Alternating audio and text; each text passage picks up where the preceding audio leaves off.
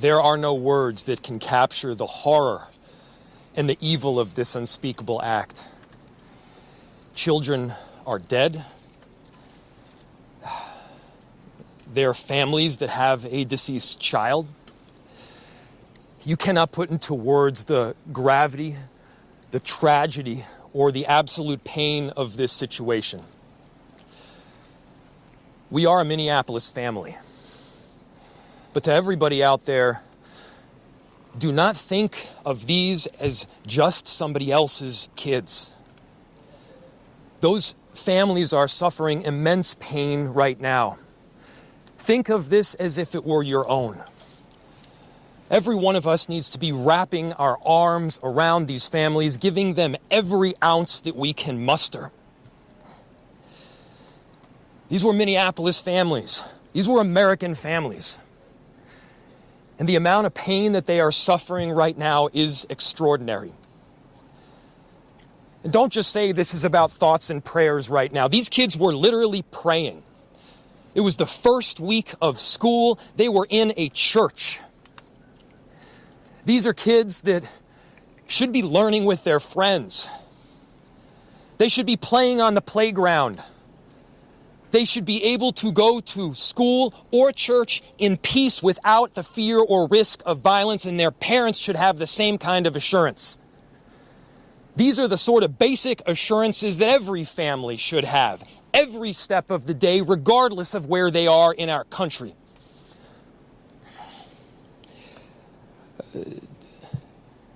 I'm so deeply saddened, and I'm so sorry to the families that I know are suffering right now. My ask is to everyone, stand by them. Love them. These families have forever been changed, and we've all been changed with them. We need to do everything possible to support them through this time.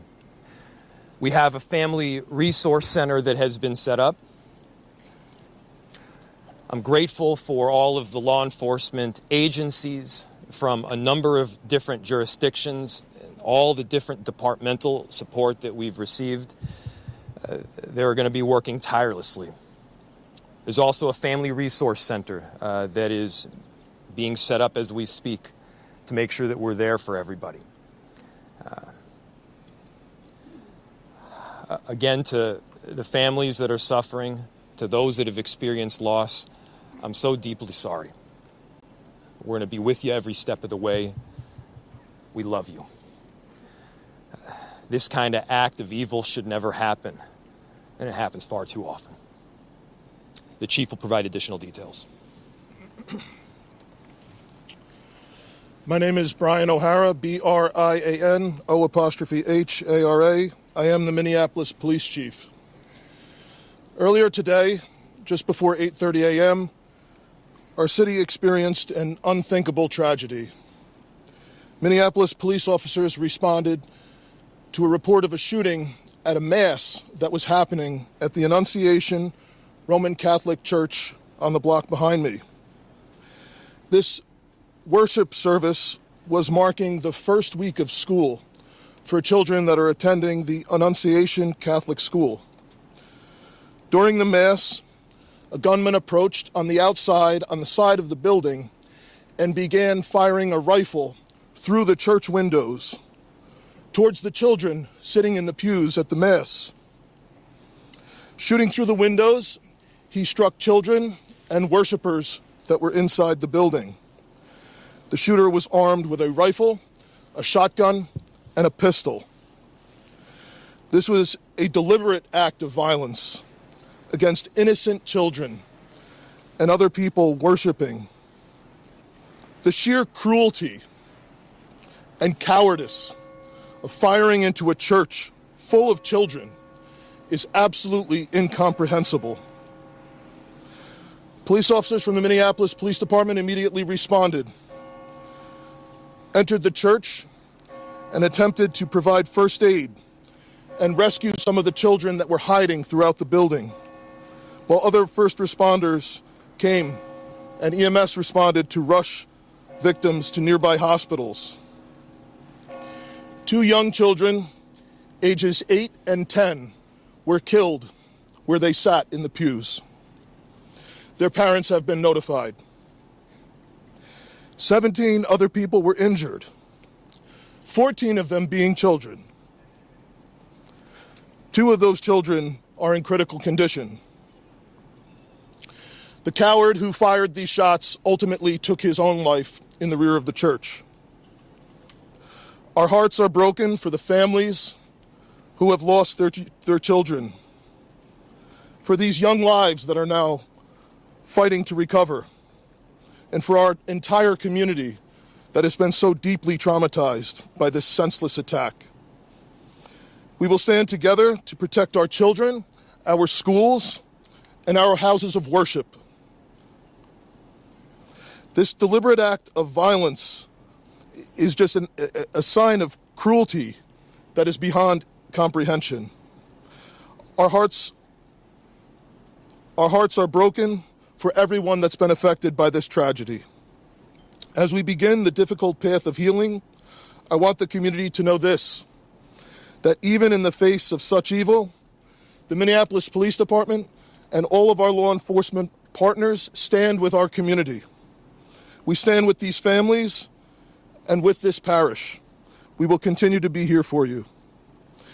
With that, the investigation is obviously in its preliminary stages, and I will attempt to take some questions to provide further information. Chief, what can you tell us about the suspect in this case? How old was he? Any kind of motivation? Any notes or any other information that were left behind? So we were looking, the question was, what can be said about the shooter? We believe it is one suspect, a sole shooter. We believe he is deceased. He is in his early 20s, does not have an extensive known criminal history, and we are looking through information left behind to try and determine some type of motive. Yeah. How many kids attend the school? How many kids at the school? How many children? I don't have an exact, the question was how many children at the school. There were dozens of children inside the mass at the time. I don't have an exact count. The children have been relocated into the school, which is where their families are reunifying with them. Other than the weapons, Reg. Other than the weapons, was the shooter a student, former student? Was he a former employee? Do we know that? The question was, do we know if the shooter was a former school employee or a former student? We don't have that information. Did he leave anything behind other than the weapons? There's a vehicle. The question was anything left behind? There's a vehicle that we believe that the suspect used that is being searched, and we will be conducting other searches related to this. Where was it parked? Inside the parking lot here. Yep. There was some neighbors who said that the door to the church had been barricaded. Yep. Is that correct? So the question was, neighbors had said that the door to the church had been barricaded. The shooter approached on one side of the church building, and on that side, at least 2 doors, it appears there had been like a 2x4 placed. So not all of the doors around the building, but on the side where the shooter did fire. And on the outside. On the outside, yes. Were there any explosives that were found? The question was there any explosives? There were reports of that. There were no explosives or improvised devices that we found. I do believe there was one, I guess you would call it a smoke bomb, like not an explosive, but a sort of a firework that would release smoke. And which side of the building? North, south? The side that is closest to us, here, on this side. Yep. Was this incident related also at these nearby homes? I don't have specific information on that I can release. Gunshot wound, the suspect? The question was, is he dead from a gunshot wound? The answer is yes. We believe he took his own life in the parking lot. Was this outside or both inside that he was shooting? The question was he shooting outside and inside? He was absolutely shooting outside of the building on the side of the church, inside through the windows. It appears he may have gone inside, but I don't believe we've located any casings inside the building. So I'm not certain if he fired also while inside. It appears, if not all, most of the shooting happened outside the building. Chief, is this shooting related to any other shootings that happened in the last 24 So, hours? yeah, Taylor's asking, is this related to any of the other shootings? This does not appear to be related to any other shooting in the city. Do you know approximately how many rounds were fired? The question was how many rounds. I would say it's in the dozens. We don't have an exact count. There's a sidewalk on the outside as well as a grassy area. So obviously we are going through and taking our time to process the scene. Was he firing just one weapon, like the rifle? Or? The question was he firing one weapon?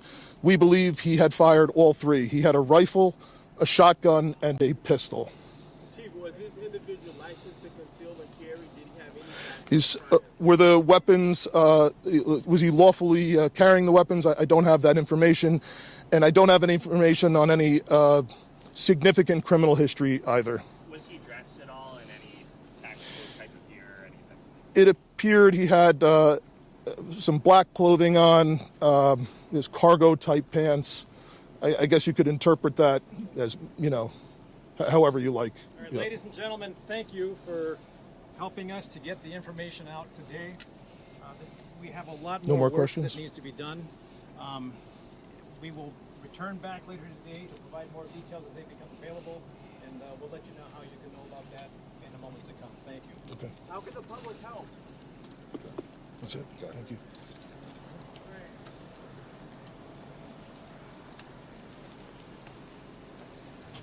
Once again, folks, if you have further inquiries you want to send via email,